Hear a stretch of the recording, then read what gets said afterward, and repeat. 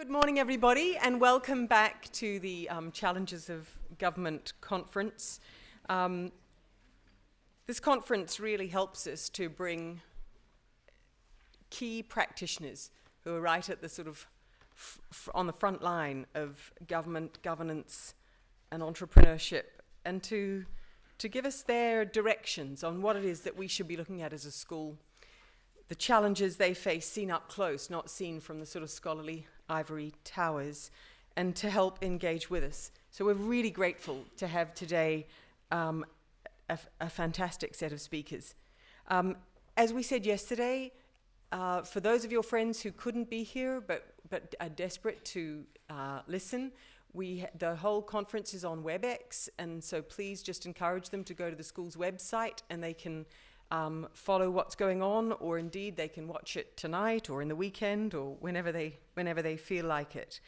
Other than which, Tom, any other housekeeping details?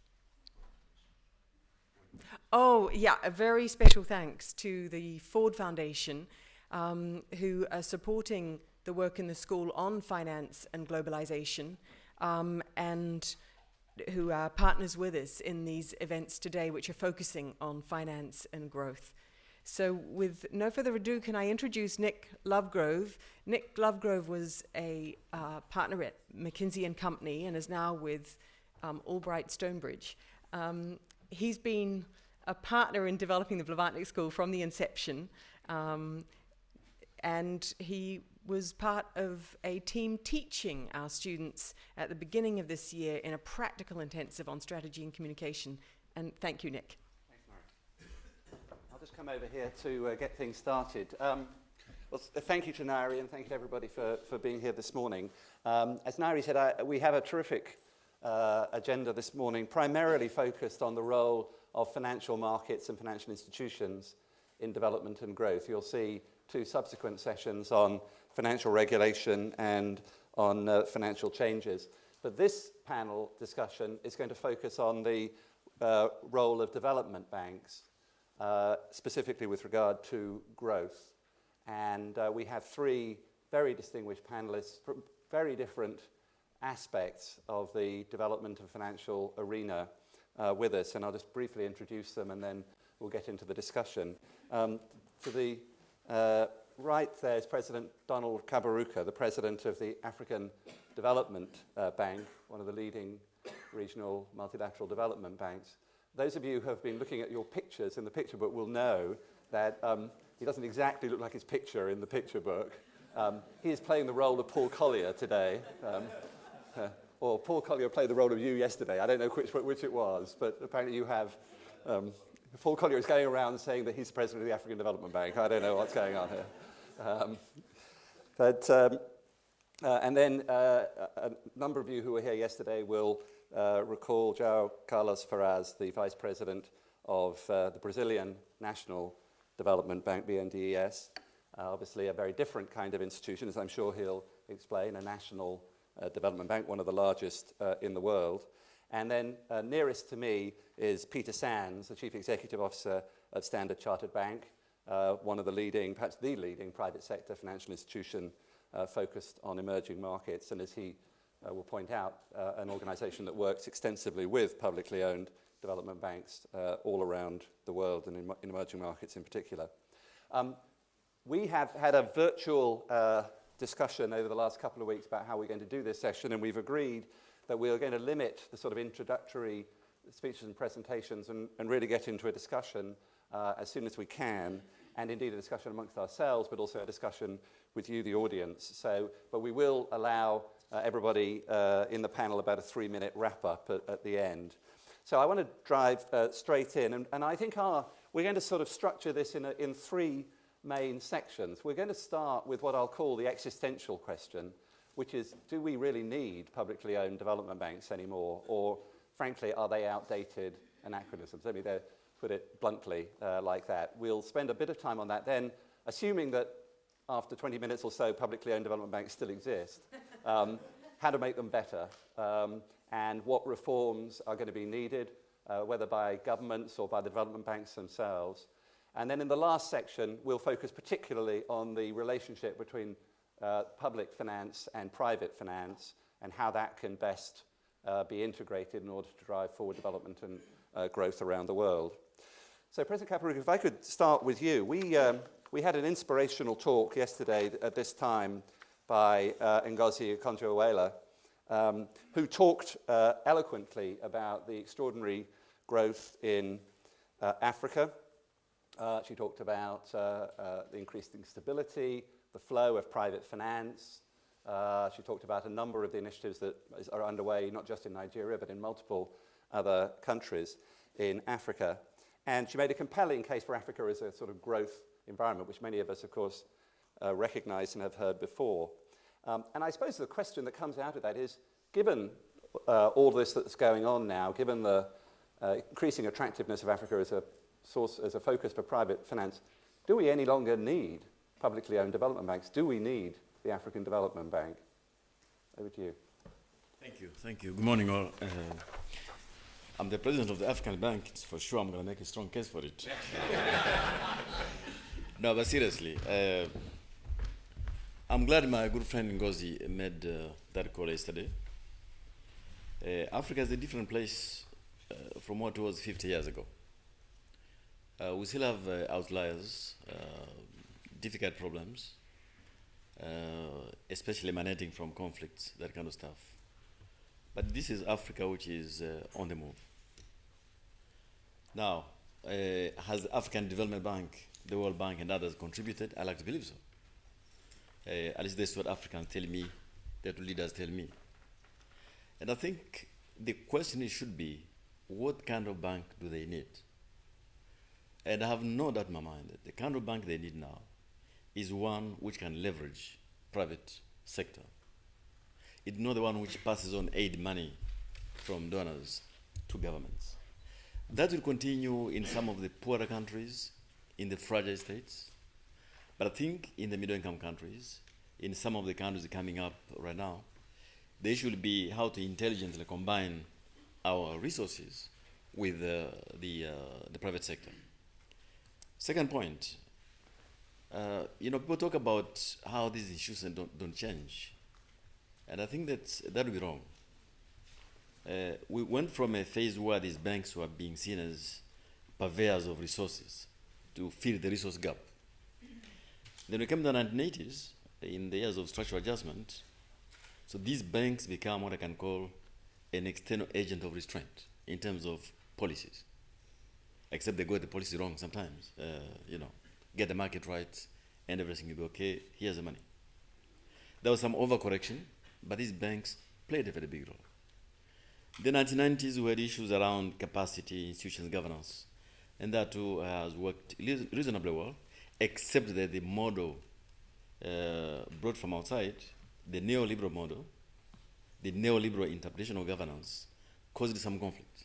So I think a bank which can leverage private money, which makes ownership meaningful, and not simply getting ideas from outside and trying to impose them, that kind of bank we see in it. And I want to complete here by saying that there's an article by CGD called IDA at Retirement. I think it came out last year. We show that by 2025, many countries in the world will have graduated from IDA, but there will be a few African countries still requiring support. That is the kind of support they will need. Leveraging private money and enabling them to come up with their own policies now that the Western world, let's face it, has lost the monopoly of ideas on development. There are many other ideas on the table. How to ensure those institutions can enable the country to choose the right policies from a bigger menu than we had maybe in the 60s. Can you just say a little bit more about what you mean by the phrase leveraging private sector money? How does that actually work for you? Can you give us some examples of where that is proving most effective? Okay, in two ways. Private money goes where they will get a return. As Paul likes to say, we're still paying high risk premium because of what you do. So the first role will be to try and reduce that risk premium. And there are many things we can do in the governance area, institutions, to ensure that we reduce the premium of borrowing from the capital markets. This one. Having done that, we have found that some of the leading companies in the world know very little about Africa. So they exaggerate the risks in Africa. So what we do often is to say, okay, here we are, the African Development Bank. We have some money, not as much as you, but we have something else you don't have, which is called the preferred creditor status, which means that we have seniority in terms of repayment. So come in with us. We know the continent very well. We're preferred creditor. We know the governments. We can work with you to ensure that you get your return safely. Right. Well, I want to get everybody into the conversation. So let me turn to Joao. You're the Vice President of the Brazilian National Development Bank, which was, I read a title in the Financial Times about your institution. It said, BNDES, too big to be beautiful. I know you get this all the time, but you are a very large institution now, 4 times the size of the World Bank. I know you do a very different thing from the World Bank, but has the Brazilian National Development Bank become too big to be beautiful? And obviously, most specifically, is it now crowding out the private sector? No.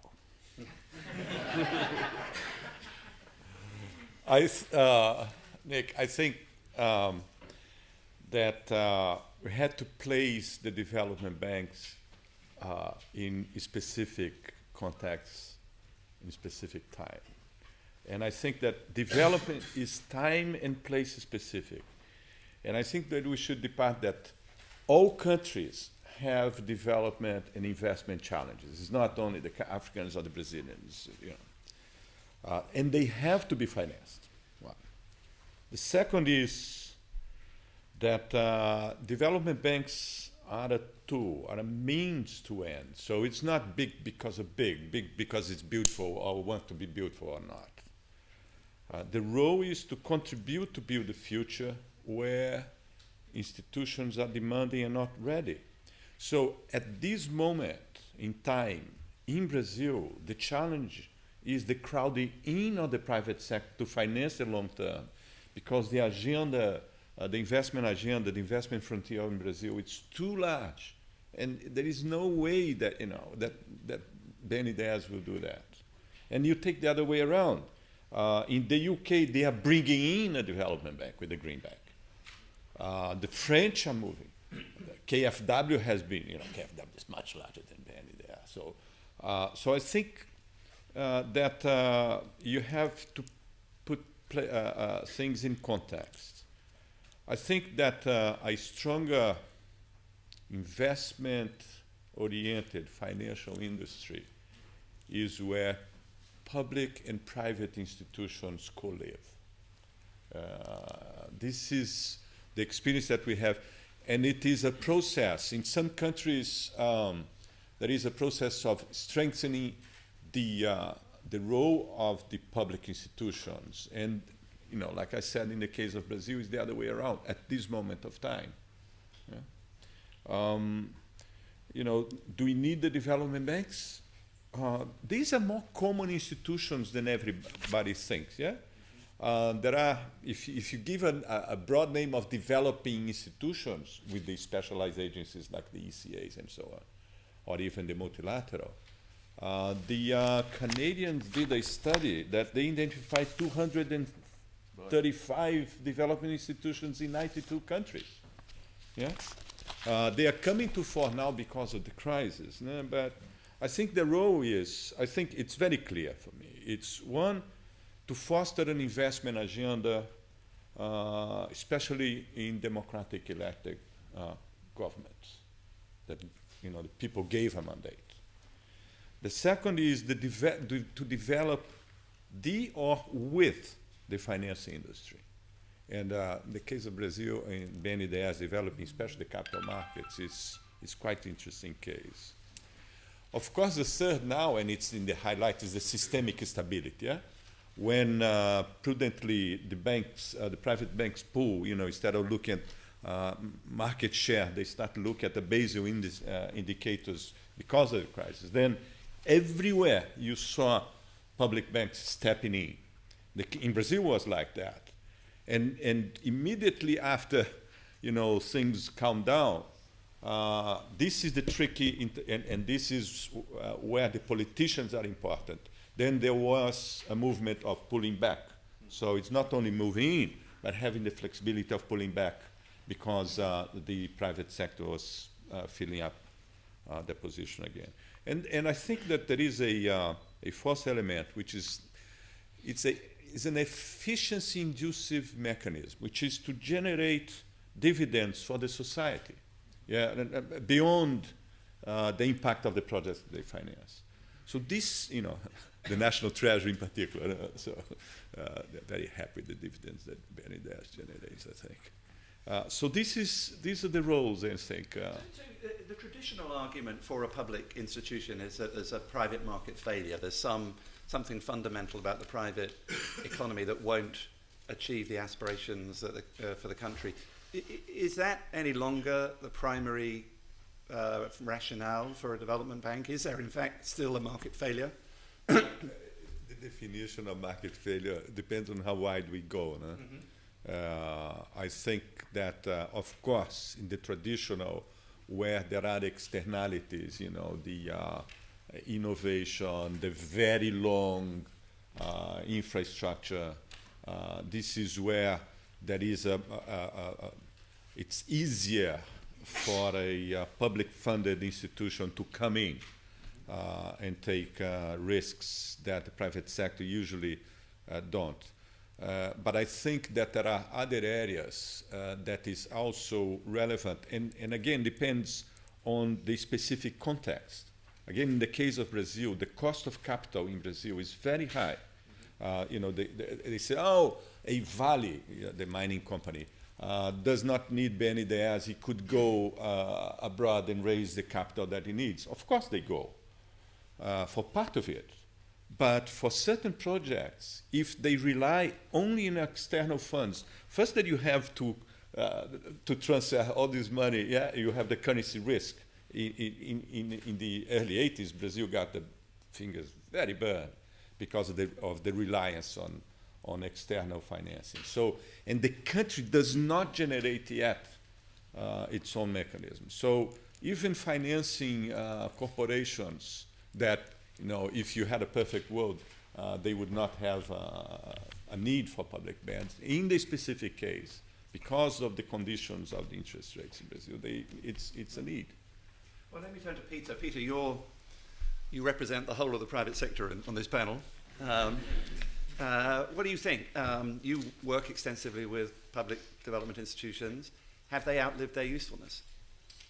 Well, let me start by I don't know how familiar people are with Standard Chartered.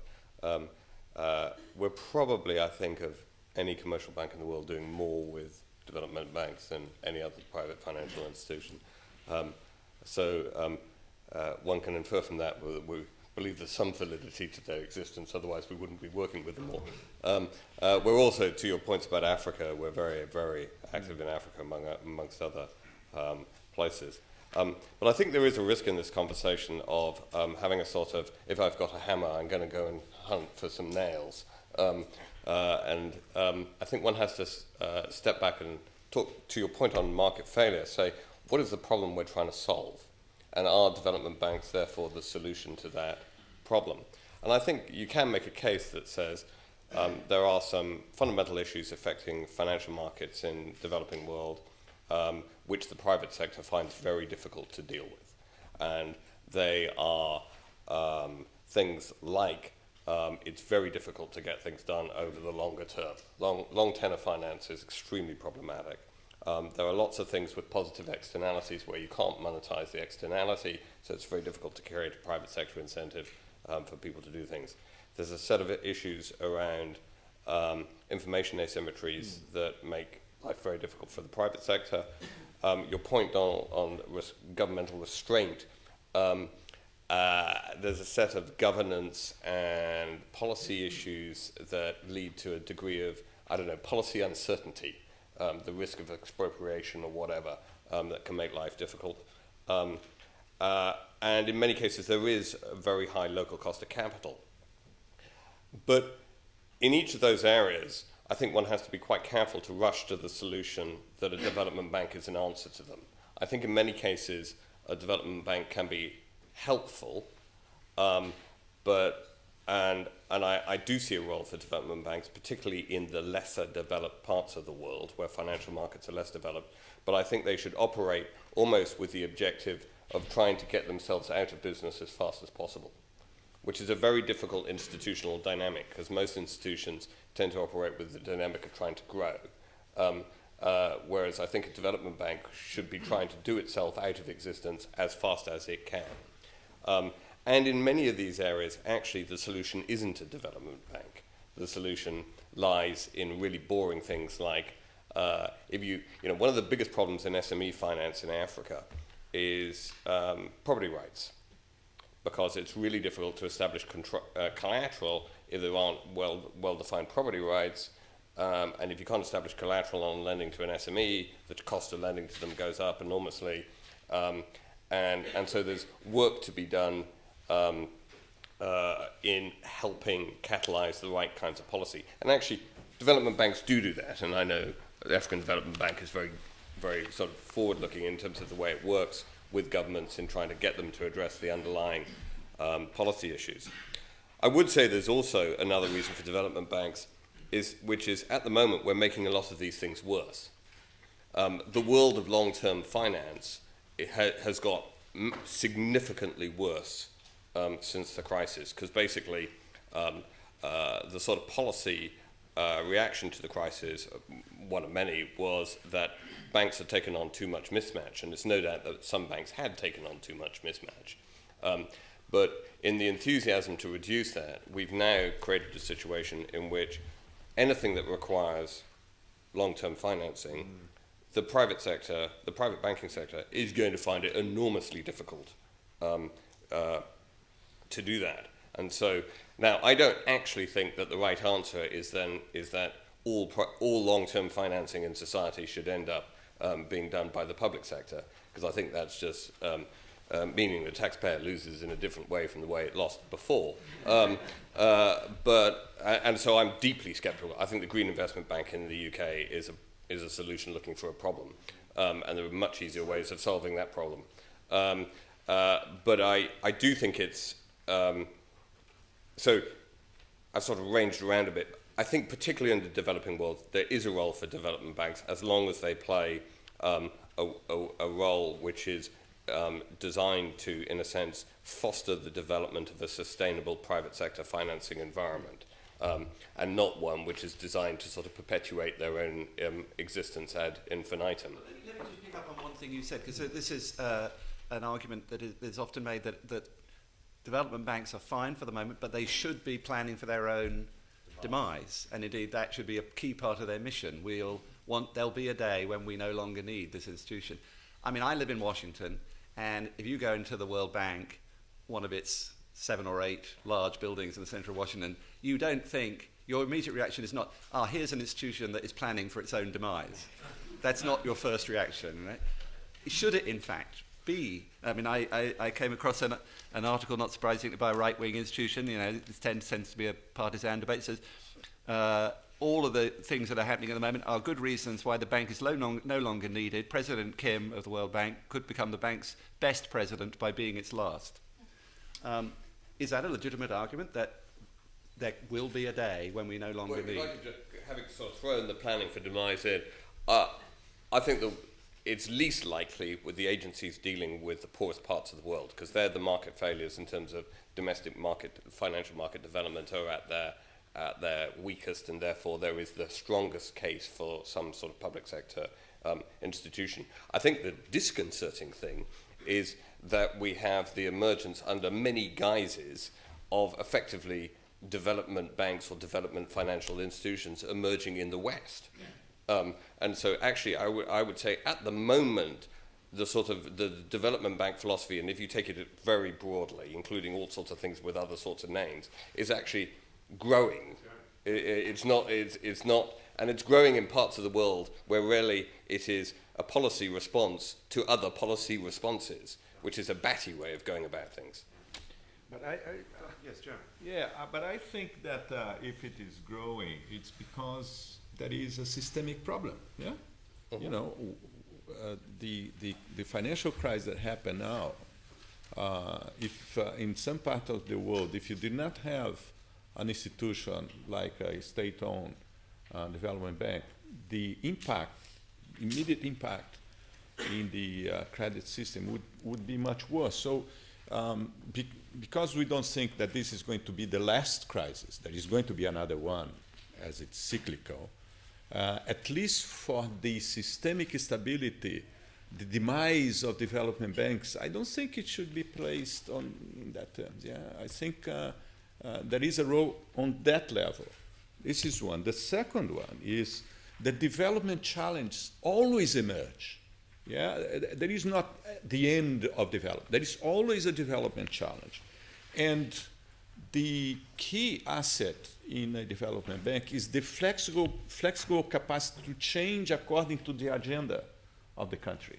So the flexibility to adapt and work with the, like you said, work with the financial industry. The financial industry entering into financing long term, and then the capacity to pull back and exploring different ways or different areas. I think that this is the dynamics that I think is important. Yeah. Look, just before the crisis, some people thought the EBRD in London had completed its mission. They're looking for dividends and for it to close shop. Now it is working with us in North Africa, and of course Jordan and Yemen, places like this. Now, so we should be careful. The future sometimes is unknown. And from what I could see after this financial crisis, all the MDBs put money out there in a counter-cyclical way, which no one else could have done. And a lot of money went to the wrong countries, but in our case in Africa, for example, one of the best-run countries on the continent, Botswana, suddenly found it could not sell diamonds. They had a 12% deficit. And they came to me and applied for a loan of $1.6 billion. We look at all the numbers, there's nothing they could do. So we provided the loan, and I believe that it helped them to go over the bad patch. That is number one. By the way, even on the trade finance side, we played a big role with the demand of the banks to provide trade finance, because clearly there was a market gap there. It is still there now. So the features are known. Let's be careful.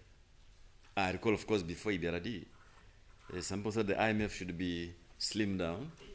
Actually, it was being slimmed down until things happened. We don't know. Second, at least from an African perspective, there are two very important things for my continent, which the private markets will not do. One is to integrate the 54 countries of Africa's economies. Not politically, but to bring them together in terms of the common markets. That requires infrastructure, trade facilitation, trade finance. Those are things for a public institution. I don't expect the Standard Chartered Bank to build bridges and roads between South Africa and Lesotho.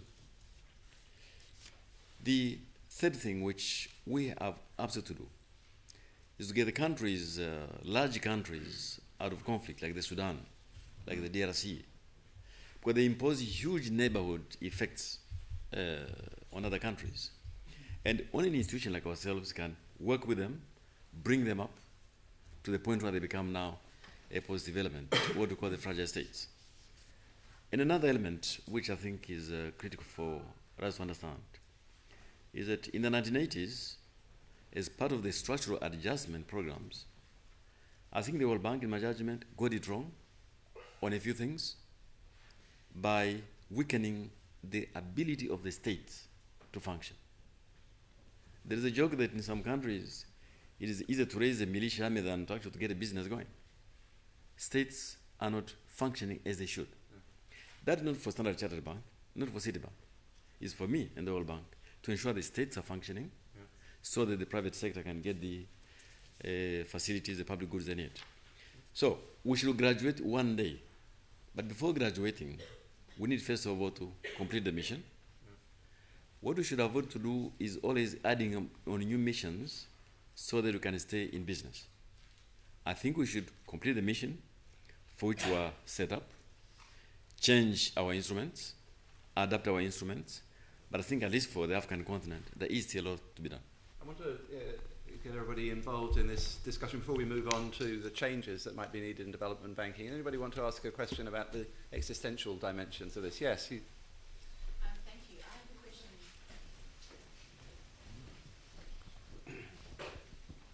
Thank you. My name is Ndogozo. I am a student on the MPP. I have a question for Mr. Kaberuka, and it pertains to private sector development on the African continent. There is a well-known argument that in many cases the problem is not finance. It is a pipeline problem, and that more so the problem is an issue regarding technical assistance and capacity, so that when businesses are formed, they actually they stay in existence. And I'd like to know what your thought is on that, and whether you think that there's a greater role that the African Development Bank can play in this way, so that the kind of advice and the kind of advisory services that are afforded to African countries are actually fitted to the environment in which they operate, and that you don't leave that mechanism to international institutions such as the IFC. Thank you. Are you from South Africa? Yes, I am. Very good. And wonderful to see you here.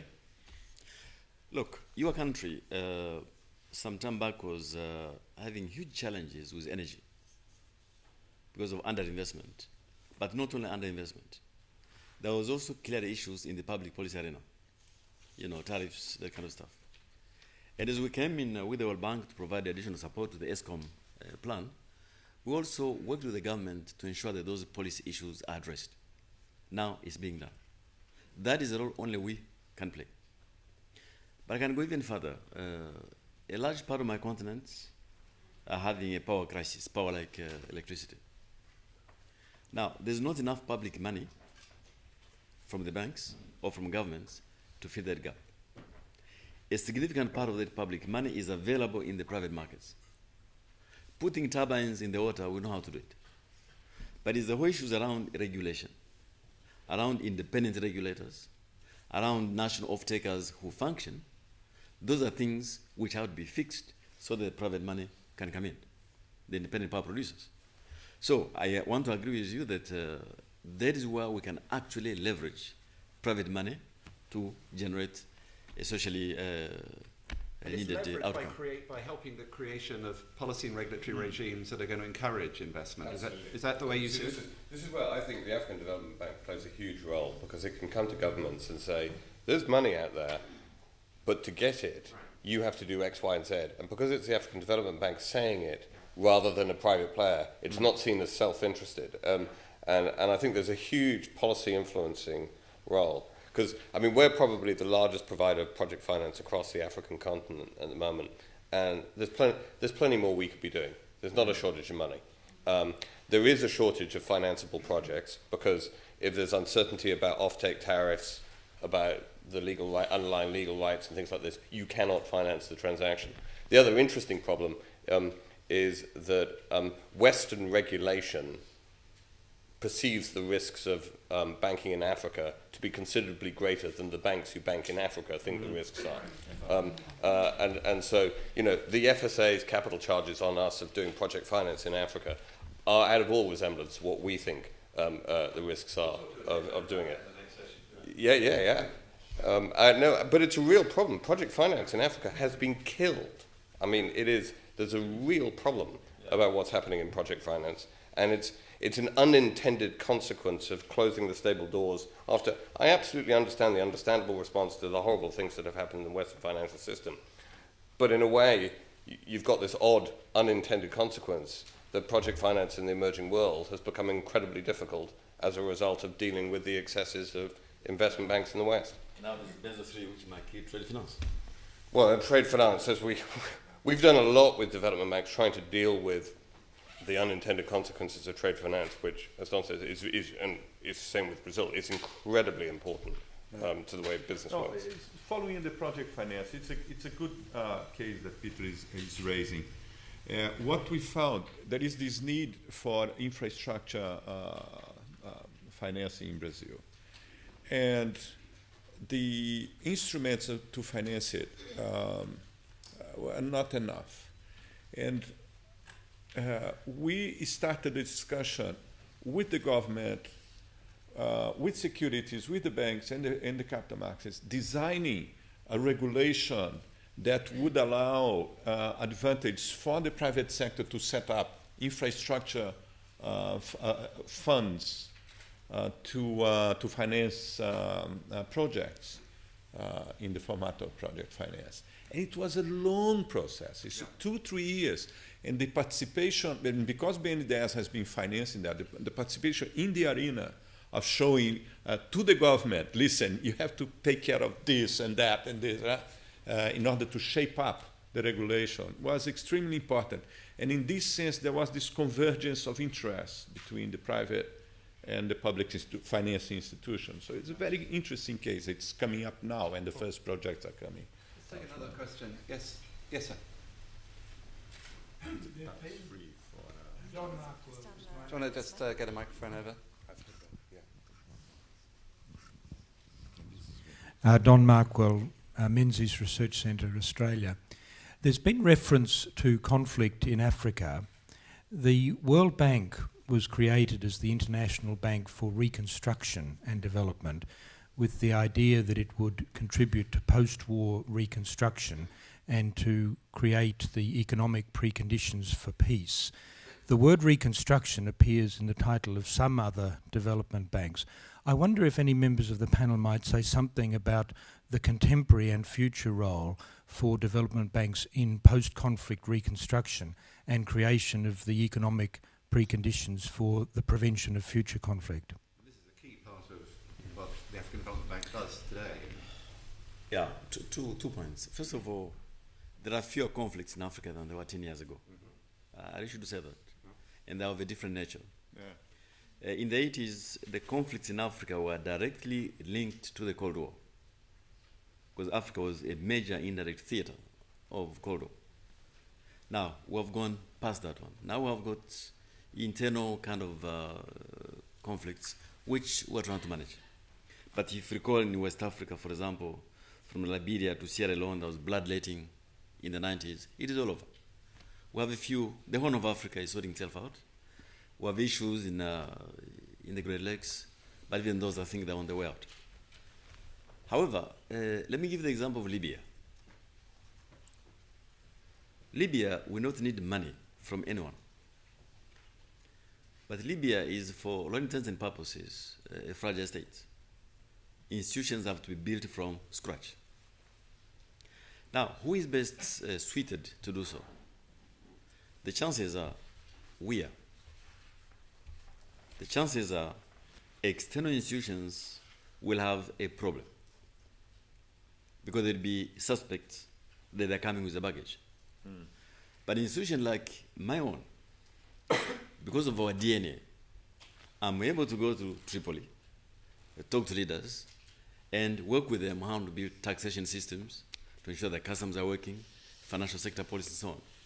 So that is a reconstruction which we now need more than ever. It is not the reconstruction of the 1960s with money, except in a few countries where they lack resources and policy as well. Now, the African Development Bank has a facility which we call the Fragile State Facility. We don't have much money there, about $600 million for about 12 countries. And that money is used to do three things. To help countries coming out of conflict regularize the situation with the international community. Number two, kickstart the economies. And number three, build institutions and capacity. And we're doing quite well in many countries, including my own, of course, which went through a difficult period as well. So we still have the reconstruction in the charter, even if it does not say so explicitly. And how does the private sector view this? I mean, can you operate in fragile and conflict-affected states? I mean, you do, right? Oh, we do. But I have to agree that there's a limit to what we can do. And if anything, it has got more difficult for us to do so. Because nowadays, when we open the account for somebody, we have to ask them for a passport, 2 utility bills within the last 2 months, We have to ask them whether they're an American citizen and therefore whether they're filing, tax regularly. There's a whole bunch of sort of customer due diligence stuff, which is just completely unrealistic if you are in the South Sudan. And so we simply cannot operate in places which don't have a basic minimum of civil infrastructure. And in that way, I think there's an absolute case for development finance institutions of various forms, such as the African Development Bank, to, in a sense, lead the way in putting in place the basics of that civil infrastructure. Now, we like to go in, we probably go in earlier than most banks into such places, and we're in some fairly hairy places around the world. But we have to follow in your footsteps. I want to get on to the sort of reform aspects of this discussion, which is to say, let's assume for the moment development banks are going to exist for a while. That seems to be the case, and you've made compelling arguments as to why they should. But how should they change? And how should the key stakeholders, particularly the governments who support and fund development banks, sort of what agenda should they be driving? Donald, you've talked about the increasing importance of the advisory dimensions, the policy and regulatory dimensions of what the bank does. Is that the primary dimension of reform? But maybe let me step back and say, what should the banks be doing more of, and what should they be doing less of over the next 5 to 10 years? Yeah, that's a good question. First of all, having said how important we are, I want to add that we have a huge internal agenda reform. The institutions, in my judgment, unless they reform internally, they'll not be able to deliver the mission externally. Because the model of how we do our business is completely outdated. I don't have time here to go through it. Neither is the guru for that. But I think that internal agenda is absolutely a must. Now, let me just give one. When the African Development Bank was set up, it was an African bank only. Along the way, non-African countries joined the bank, which is a very good thing. But they came in with their own agendas. And so the institutions end up being very prescriptive. You discuss energy policy in Africa, you end up discussing how green you can be like Scandinavians. In Africa, it's not possible. So you have a prescriptive model which reflects the relationships of the time.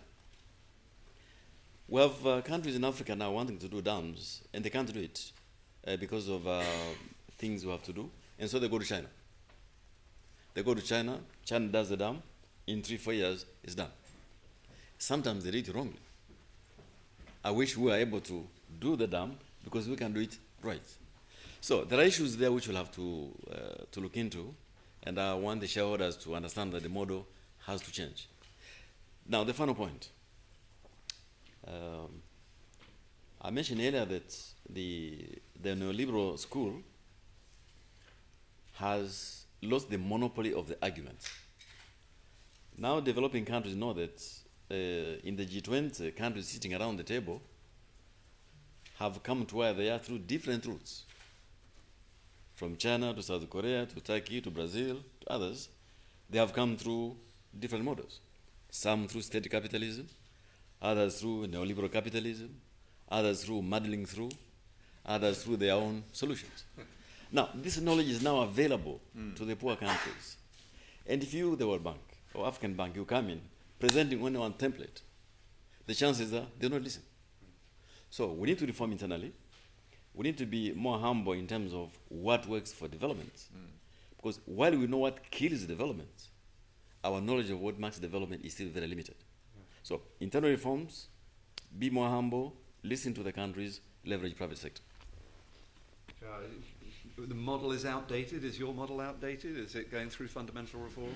We are going to very important changes. BNDES is, this year is 60. It's completed 60 years. And when and this year we went to a renewal of our planning process. And what it came very clear is that the monopoly of long-term financing is over. That period is over. We're going to have a completely different financial industry in Brazil. And it is the role of BNDES to help to develop, the fixed income and the capital markets. So it is a must because we means, the infrastructure is the one that needs investment. In this respect, I like to play with the words, that we are not, we should not be the vanguard, not the rear guard, but the co-guard of development. And at this moment, the agenda for infrastructure, the agenda for innovation, the agenda for sustainability, for inclusion, this is there. And I don't think it's going to be, BNDES financing the whole thing. It cannot. It just cannot. So probably we're going to see in the future BNDES having an important role, but relatively it's going to be a much smaller institution. A smaller institution? Relatively to, how will that happen? I mean, it's very hard for because institutions of the crowding in. If in terms of absolute terms, probably BNDES will be, the assets and the loans at the levels that we have today. But stabilized, but in relative terms. In relative decline. terms, it's going to be much smaller. Yeah. We think that it's just to get the fixed income today. In finance industry and infrastructure, the fixed income, the bonds, private bonds, it's something like, and even very short term, they are 10% of the financing, including internal returns. We think that by 2015, it's going to be 25% of the whole finance. Right. So this market is going to expand, and it's, so we should move that. Peter, you deal with development banks every day, every week. I'm sure there are good days and bad days, but stepping back, what are the key changes that you would like to see maybe the larger of the development banks make to be more effective in the future? I think I can think of 4 things. One is, I think, more emphasis on intellectual capital and less on just sheer balance sheet use. Yeah. And I think all the best development banks are moving in that direction. But sometimes their shareholders are incredibly unhelpful because their shareholders will say, you shouldn't be having so much administrative costs, you shouldn't be paying these people so much. But actually, you want to have a high intellectual quotient relative to the amount of balance sheet you're using. I think there is a role for balance sheet, but the metrics of that are sometimes wrong. I think the quality of the engagement between the private sector and development banks is incredibly uneven. Some development banks are very good at it, some are much less good at it, and frankly, there's a lot of banks who are useless at it. And I make no apologies that a lot of banks lost sight of their sort of social purpose. But I think that can be incredibly productive, and when it works well, it is incredibly powerful. I mean, we did a lot of things with the African Development Bank, with the IFC and so on, around trade finance. You can really get some real power leveraging the strengths of the different kinds of institutions when that works. I would love to see a greater voice of the development banks at the Basel III, but BCBS, FSB type deliberations, because some of the stuff that is coming out, you can have an argument about whether it's any good for the Western world, but what it is incontrovertibly bad for is the poorer, less developed financial markets of the world. You look at, if you want to do counterparty credit analysis and credit valuation adjustment on derivatives, and you try and apply those to Latin America or Africa, you tear your hair out. And you may say, well, they shouldn't be doing derivatives anyway, but actually they should. Yeah. If you're financing a mine in Zambia, you need to be able to hedge out the copper price risk. The cost of doing that is roughly going to double or triple over the next year. And so the cost of financing those mines will go up. And so I think finding mechanisms by which that voice gets heard, because I don't think it really does. I mean, people are trying to say things, but it just gets lost in the noise. And then I think quite a lot of development banks, I mean, they vary in terms of their organizational and institutional efficiency. If I could pick one example, I mean, the IFC of today is a much more nimble organization than it was 5 years ago. And I think a lot of development banks are reforming and changing in terms of their institutional efficiency. Again, sometimes I think their shareholders are not actually the most supportive, because the governance mechanisms for these things are incredibly cumbersome. And the people I know who run them, I have enormous sympathy for dealing with some of the boards and constraints that they have to deal with. Yes, I'm understating. I'm very, very You don't sympathetic. think about adopting the World Bank governance structure for Standard Chartered?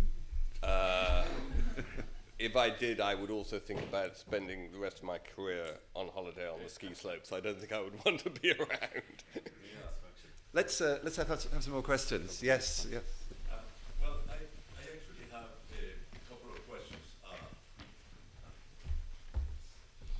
One is actually for Mr. Sanz, what he thinks about Mr. Ferraz's view of the counter-cyclical role of development banks, which is a permanent problem. I mean, how do you manage pro-cyclicality of private financing, even in well-regulated emerging markets? Say Chile, private financing is extremely pro-cyclical. So that's one point. But the other is related to Mr. Ferraz and Kaberuka, what they think about the equity investments by development banks. Right. Peter first, and then. I think it's a very good point about the counter-cyclical issue, and indeed the way the regulatory frameworks have changed. The whole system has become more pro-cyclical. So if anything, I think we're worse than we were. But the issue is whether or not you need a bank or whether you need smart ideas.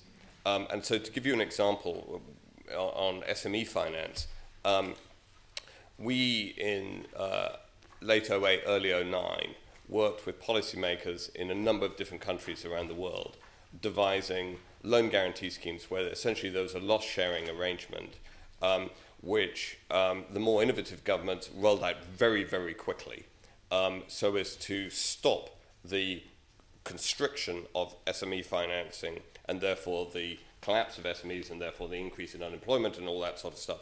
It actually proved very effective as a policy measure. The amount of actual financial loss incurred was de minimis. And in other places, people started talking about creating or using actual government balance sheet. That almost always didn't work because the constraints around doing it, the scalability of it, the speed of it was just too slow. And you're much better off having a policy intervention that uses the framework that is out there already. Now, my view is actually the center of intellectual expertise in the government sector could well be the development bank, and it's just a question of whether or not it's using an off-balance sheet commitment, such as some sort of loss-sharing arrangement, or whether or not it's actually using cash and a balance sheet. So I absolutely agree that an institutional capability is a good thing to have to help deal with some of these counter-cyclical shocks. Whether or not it actually involves cash and balance sheet is another matter altogether. And I certainly don't think you should be doing what a number of governments quite close to us have thought about doing at various points, which is in the middle of it trying to create new institutions, because by the time you've got them up and running, it's too late and they're not big enough and it doesn't make any difference. I want to respond to that and then turn to the equity investment question, which was the second question. But anything you want to add? No. Okay, let's turn to the equity investment. Your institutions. Sorry, do go ahead. Yeah, but could I agree with Mr. Sanz what he says about the transaction cost in these institutions is so high that often the private banks and others get fed up, just walk off. Because of the way we are run. Basically, in my case, I have 20 board members, 20 advisors, 20 senior advisors, that is 60. They're all residents, and yet the decisions are taken in the capital. Yes. But before I deal with the standard bank, if they have an application, then I have to guess what each of the 20 will think. When will the response come? So that's it. That's what it is. It has to change. If it does not change, it will be very difficult to work with the private sector because the mode of business are different. Yeah. But on equity, first of all, Mr. Ocampo, can I say that in the case of regional banks, at least we, for a long time, private sector was inaugurated. It was you lend money to governments, you give grants to government. That's how it is. In the 1990s, they began very timidly. When I came into office, which is 7 years ago, I convinced shareholders to expand the private sector. So I've gone from about, $300 million a year to about $2.8 billion a year. Now, 25% of that is equity finance. Because the demand is incredibly high. And this is what small business in Africa are looking for. And I'm hoping that I can convince the shareholders to allow us more headroom to do more equity finance. What proportion of your activity is equity finance? In 2/3 of our dividends come from our equity arm, Right. So substantial. which the government loves it, and the National Treasury. There we go. He's not looking thrilled about this. I think he sees a competitor. Well, no. Benitez has been in the equity for more than 35 years, Right. and these things are very much experience based. So you have the DNA of working with the capital markets, and we have the issue that we are in, and we want to go out. There is an exit always, but not with the time of the 5 years or 3 years. We are more patient. It is a must. So introduce governance, improve the governance of firms.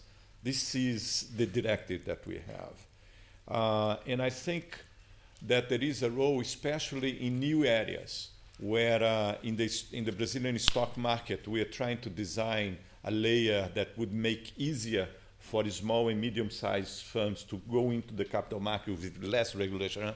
So Benitez helps on design, and because we had the portfolio firms, then we can sort of induce those firms to open their capital there.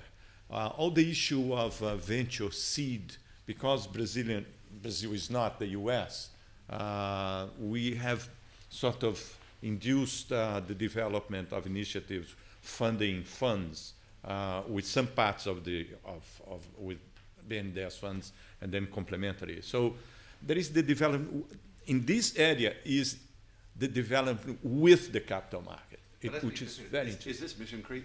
Is this the mission creep that? No. I'm very happy for development banks to be thinking about equity. I think this notion, which is completely the conventional wisdom at the moment, that banks should only do debt, is a very odd recipe for dealing with a situation where the world got over-leveraged with debt. Absolutely. Right? It just seems perverse to me. We see ourselves as providing capital to institutions. And there are various forms of capital along the risk-return spectrum, with pure debt at one end, pure equity at the other, and METs and convertibles and things in the middle. And the optimal capital solution for different institutions is going to be some mix of those things. And so we believe very strongly that we should be going to our clients and saying, no, don't borrow $50 million from us, borrow 30 and take 20 in equity. And that is better credit risk for us. It's a better balance sheet structure for the company. However, the whole thrust of Volcker, Dodd-Frank, the way regulation is working, is making that incredibly difficult. Yeah. Because for some reason the whole thrust is to make us lend them 50 million in debt, which is riskier for us and worse for the institution. And we're sort of, I actually think that if you narrow the word bank to being pure debt, you're setting up another problem. And for both private and development institutions, we should try and avoid that. So now I want to take a few questions, and then the panelists can decide which ones they want to answer. Yes. Yeah, 2 points. One, just comment on Peter's last point. I believe that what we would think is, as a system, you should provide those in need of financing different ways by which raise 20 million in capital and 30 million in debt. But that does not mean that the 50 million should be provided by the same institution.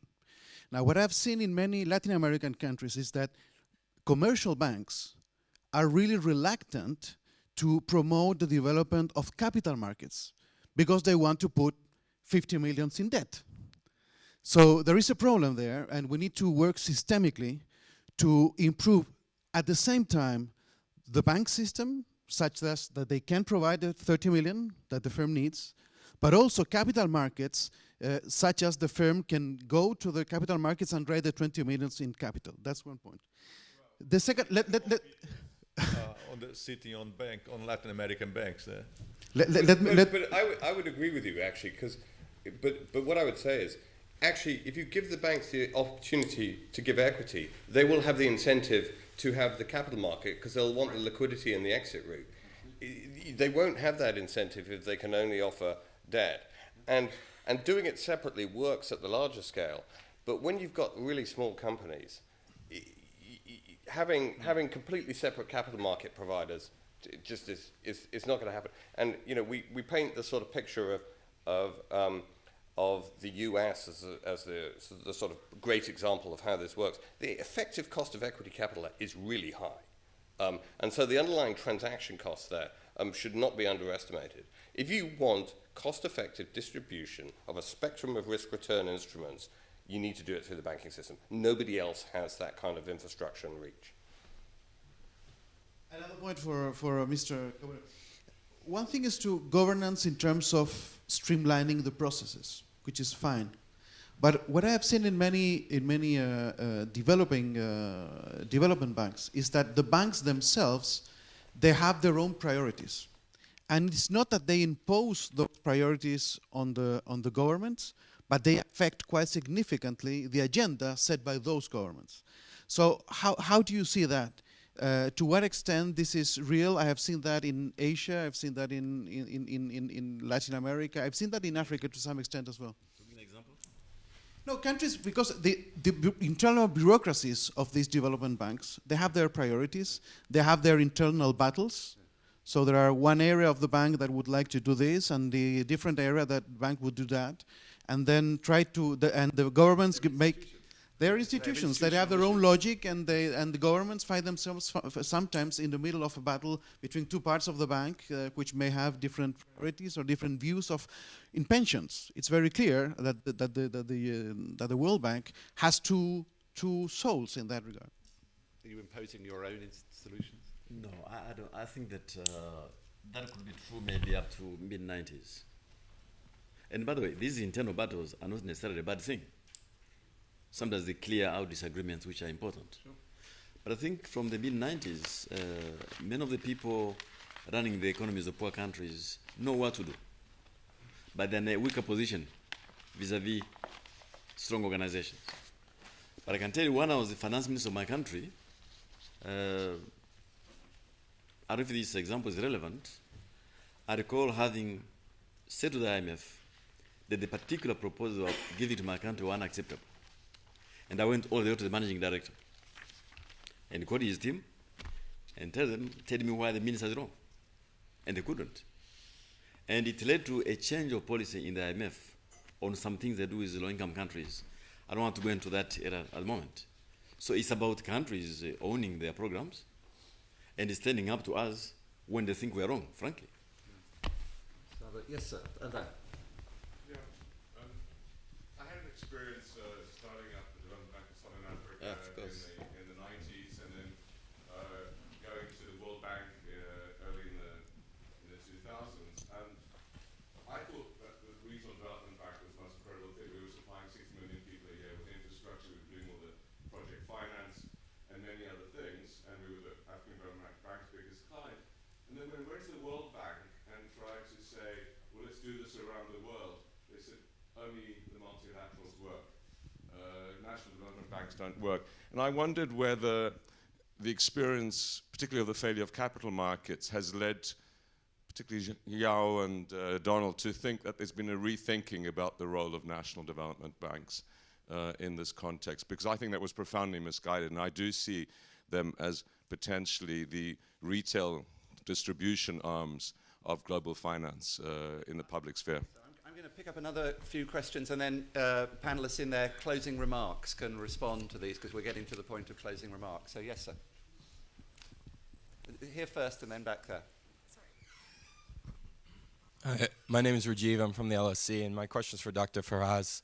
When I look at the BNDES's role in the Brazilian financial markets, and I look at the financial statements of Itaú and Banco do Brasil, they're driving a lot of efficiency in retail banking, but not necessarily in corporate banking. And so I was curious how you continue to lend to corporates from BNDES while incentivizing Itaú, Banco do Brasil, Bradesco to drive more efficiency on their balance sheet on the corporate side rather than the retail side.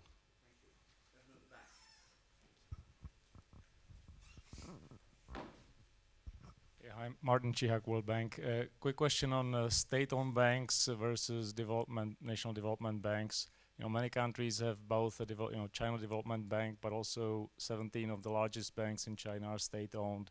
So to what extent do the arguments that you made for and against the development banks, do they apply or don't apply to state-owned commercial banks? More questions?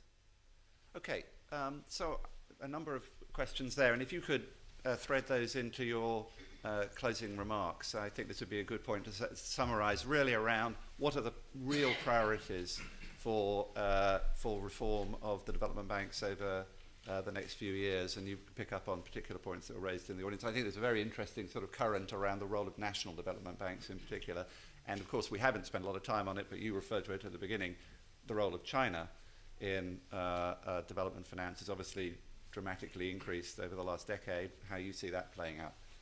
Want to pull together some thoughts? Sure. Let me limit my comments to Africa.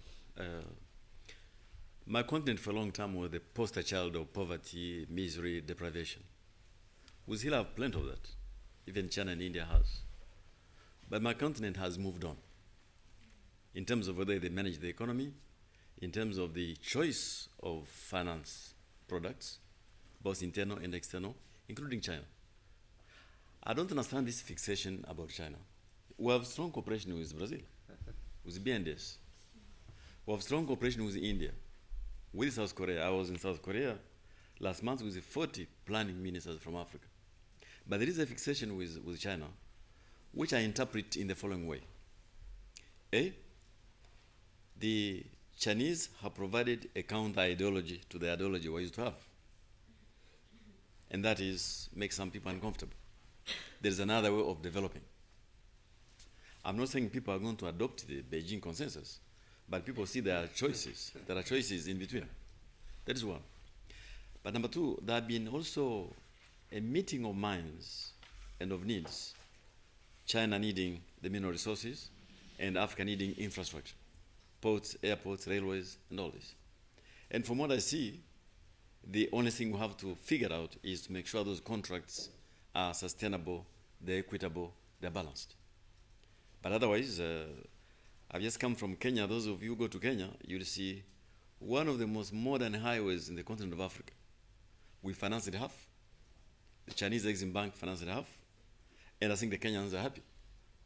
So that is about China. I think going forward, it's more about how we ensure these arrangements with China, with Brazil, with India, with Korea are balanced, working for all of us. Otherwise, I have not found an African who is complaining seriously about this relationship. Even on issues of labor, impact on small businesses, those things are being managed as we go along. Second point, and that comes to what my friend from South Africa mentioned. I think abolishing the development banks in Africa in the 80s was a huge, huge, huge mistake. The National Development Bank. National Development Banks. Now, let me put a caveat. Some of them were very badly run. They were political banks. They were a drain on the treasury. But that's a different problem. In Mauritius, they were very well run. In Botswana, they were very well run. But there was somewhere an ideological fix that national development banks should seal the way for the markets. And of course, markets were embryonic. Now, if you accept the proposition that development is a combined act of the state and the markets, some of the best way to ensure the state is present is some kind of functioning, non-political development bank institution, and I fully support them. And since I've been in the bank, I've been very clear on this. As long as this development bank can be run professionally like BNDES, I have no problem. Now, if the country has enough market participants to fill the gap, that is fine. So I think that that's why the DBSA were a strong supporter. We have continued to provide finance for them, and we're doing things together in the Southern African space. So to close, I think that development banks will need to listen more to the clients. They need to get closer to the private sector. They need to reinvent their internal model, and this for the shareholders. Thank you very much. Yeah. Yeah, I'll follow very much. I think that one of the lessons of what is happening in this world in the past 3-4 years is that dogmatic positions are not good. We should be very pragmatic, very problem-oriented, and really have the capacity to see what are the development challenges in specific situations. In terms of the external agenda, and then again, this is the case of Brazil. It's becoming more complex. It's as the needs for infrastructure, for innovation, for environment, for the efficiency of the private sector, for inclusion. All of these, this is an agenda that will require much more sophisticated instruments and the type of partnerships that you have with the private sector. In terms of what we do with the banks, it's not only the banks, I think. The banks in Brazil, commercial banks in Brazil will go through, and BNDES as well, will go through a radical change in their business model. With the interest rate coming down, a pressure on the efficiency of these banks is going to increase. Their business model is changing. And I think that in the relation, BNDES with the relation with them is not only, the BNDES funding to them. I think a new area will open where instruments like guarantee will have more space to support their own origination and all the fixed income markets. I think that this is where things will go. And the internal agenda is following you, not only listening to the client, the transparency. I think the issue of efficiency is going to be very hard on us. And one thing that you mentioned, the intellectual capital, I think that it's very important to develop new tools and new methodologies to evaluate the intangible aspects of whatever we do. Very difficult, and it's a must. And the final word, no bank is a model. A lot of people say, oh, I wish we had BNDES. No bank is a model. It can be only an inspiration. And there are two issues that I would like to raise in terms of the inspirations. One is the capacity to change, capacity to adapt it to the realities of what is going on. And the second one is a permanent value of serving the public interest. Very good. Closing thoughts, Peter. I just want to pick up on the point about the existence of state-owned banks, because I think it's important to recognize that there is a spectrum across the world of financial institutions. It isn't that we have development banks who are only doing the social purpose, and we have at the other end of the spectrum private sector institutions that are only and solely interested in making money for their shareholders or the size of their bonuses or whatever. But that we have a sort of spectrum in between. And indeed, I think it is really important that the private sector recognize that as well as making money for our shareholders, and I make no apology for wanting to do that, that we have a broader social and economic purpose. And particularly for us, given that we operate in developing countries, we are very conscious of that. And indeed, one of the things we've done is we've used external academics to go and look at what we do in certain countries and identify our broader social and economic impact and give us ideas on how we can maximize it. We've just published a report actually on Bangladesh, which looks at that with a couple of professors from INSEAD who have done that. And I think if you recognise that there's a sort of spectrum of institutions out there, but that they all recognise that actually they have a role to play, then you've got a platform for some really interesting partnerships. And I think one of the encouraging things is that I've seen more and more interesting models of engagement, of doing new things between development financial institutions and the private sector. And I think that is a very sort of fruitful ground to pursue. Thank you very much indeed. Well, I know you'd want to thank this terrific panel. Thanks very much indeed.